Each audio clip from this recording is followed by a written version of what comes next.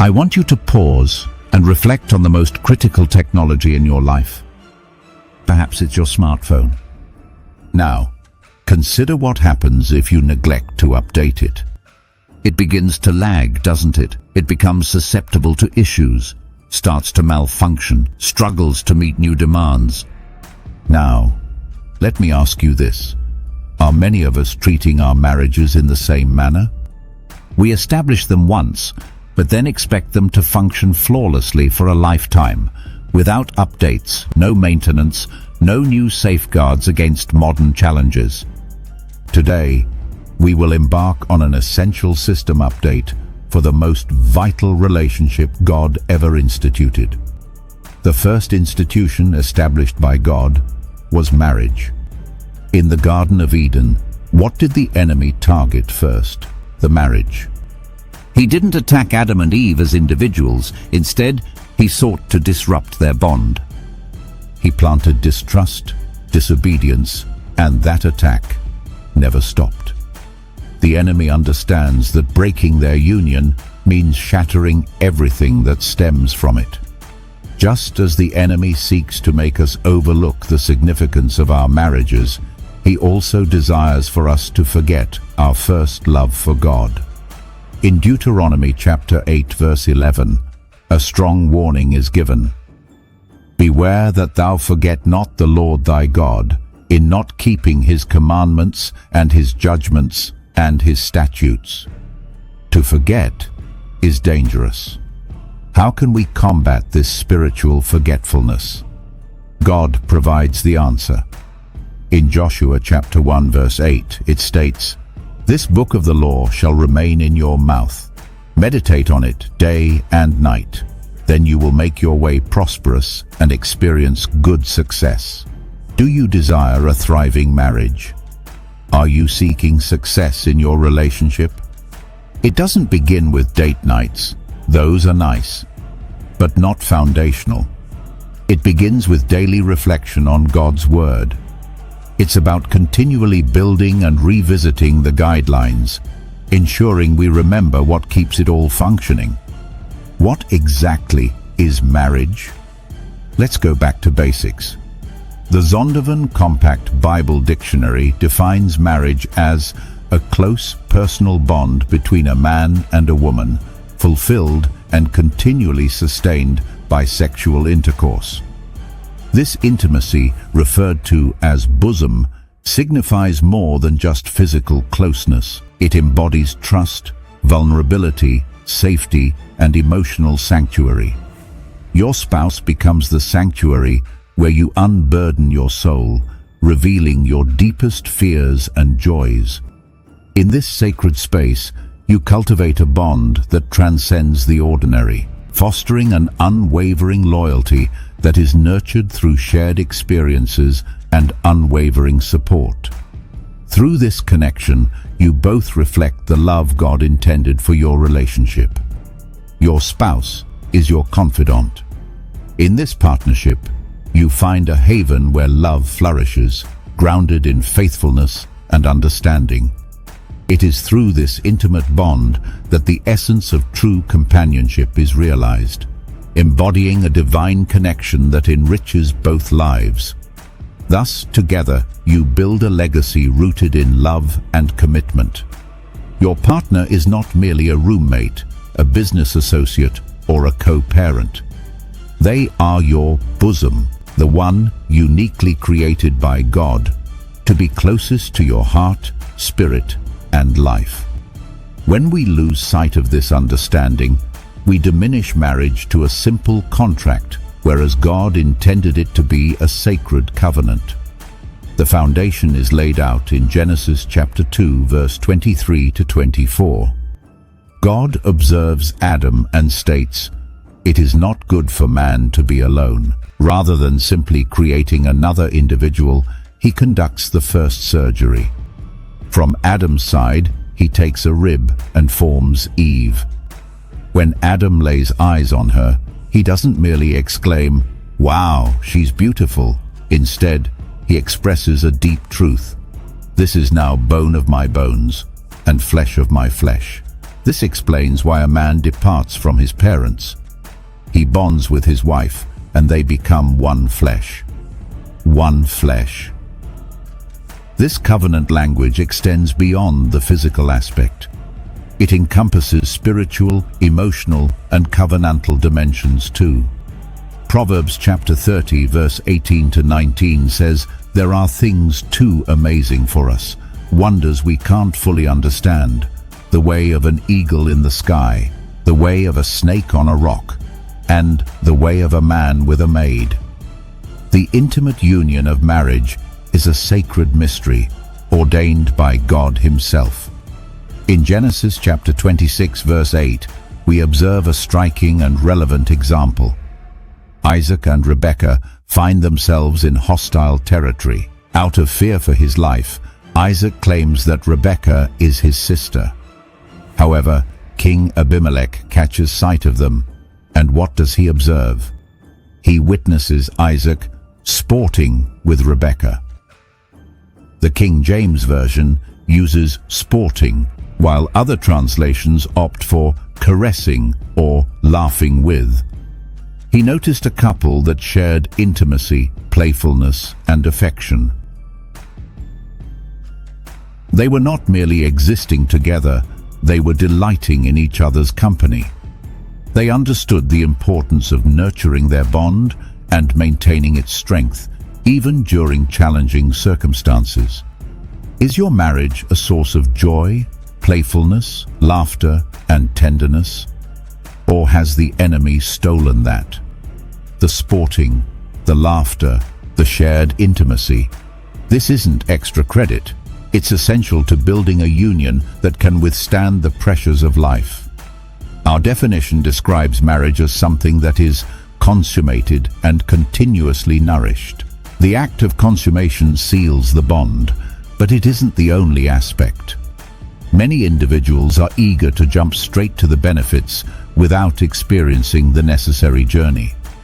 Consider the account of Samson in Judges chapter 14. He encounters a woman who catches his interest.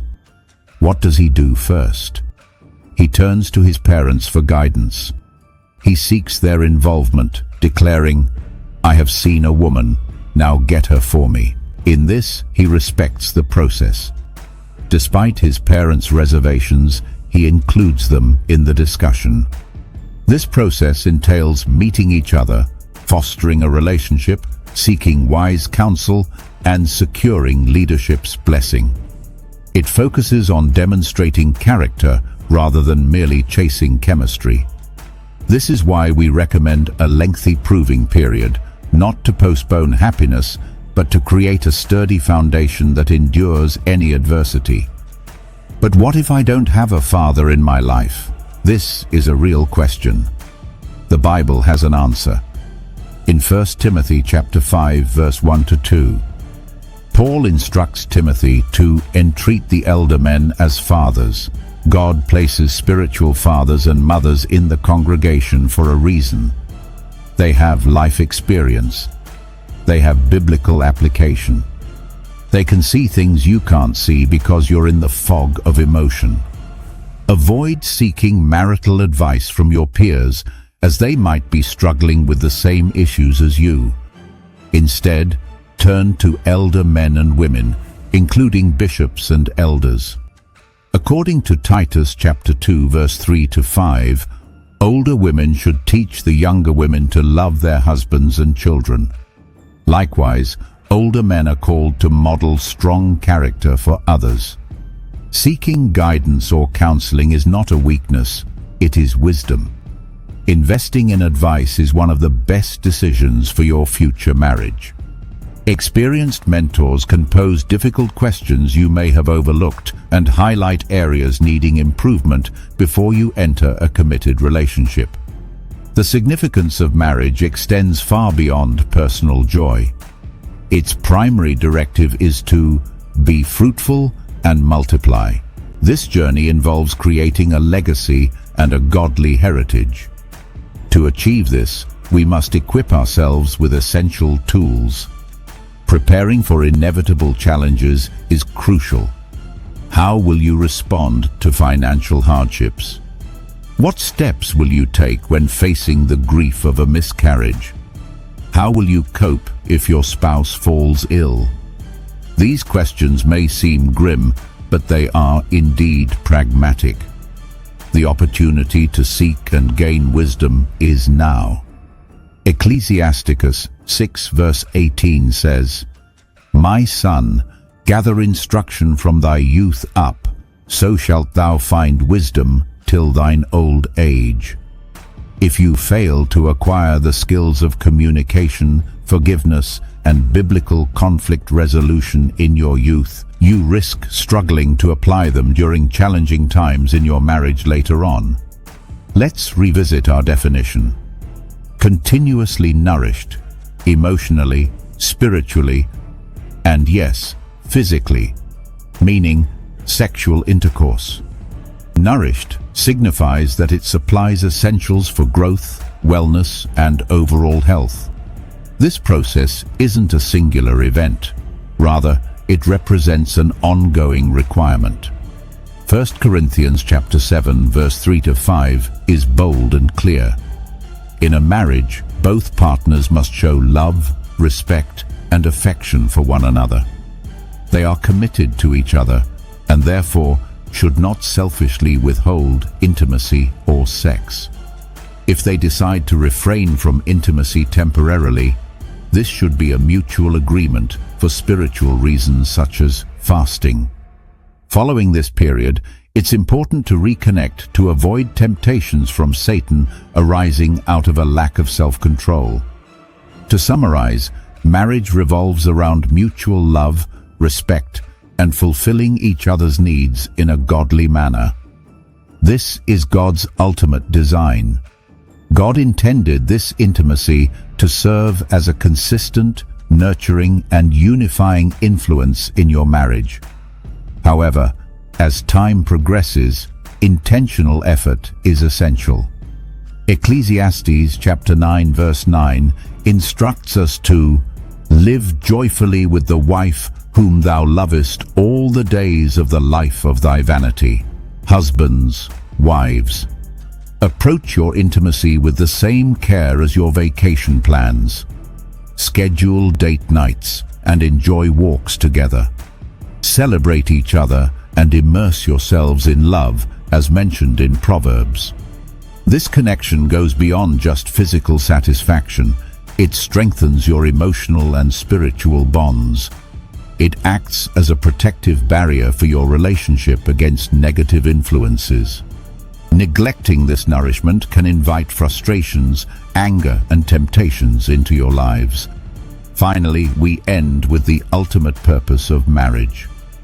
Ephesians chapter 5 verse 30 to 33 reveals the great mystery. Marriage is a living parable of Christ and the church. Husbands, your calling is to love your wives as Christ loved the church, with sacrifice, love, and service at the forefront. Wives, your role is to have deep respect and support your husbands, reflecting how the church submits to Christ. It's about divine order for the purpose of a strong, united mission. In working on your marriage, you're not merely repairing a relationship, you are demonstrating the gospel to the world around you. Your actions reveal the selfless love of Christ and the trust the church places in him. Let me ask you once more, is your marriage operating on an outdated system? Has it grown sluggish, error-prone, and susceptible to harm? Today marks the perfect time for an upgrade. The Word of God serves as your software, while the Spirit of God acts as your energy source. This is your call to action. For everyone, make a pledge now to reflect on one marriage scripture daily. Begin with Joshua chapter 1 verse 8, ensuring it stays on your lips. For couples, this week, engage in conversation with your spouse. Pose these two questions. How can I show you more love? And when can we schedule our next sporting date? Reignite the joy. For those pursuing marriage, resolve to follow God's method. This week, connect with a spiritual mentor and request their guidance. Embrace the journey. Let's support one another by heading over to the comment section, giving a thumbs up and spreading some positivity among us. Let's take a moment to uplift each other.